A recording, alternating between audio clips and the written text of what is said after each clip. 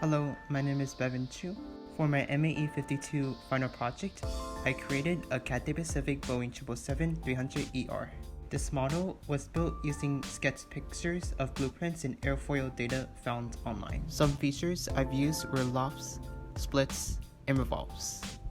This model consists of working slats, flaps, flaperons, elevators, and rudder. This model also features rotating engines, retractable front landing gear, and back landing gears. This assembly consists of 77 parts and 192 mates.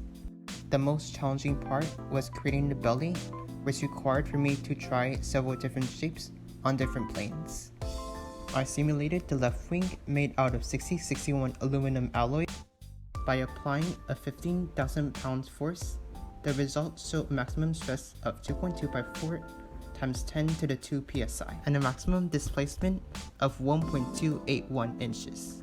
This project took me about 80 hours to produce a realistic look of the Boeing 777. I hope you enjoyed my project, and thank you for watching.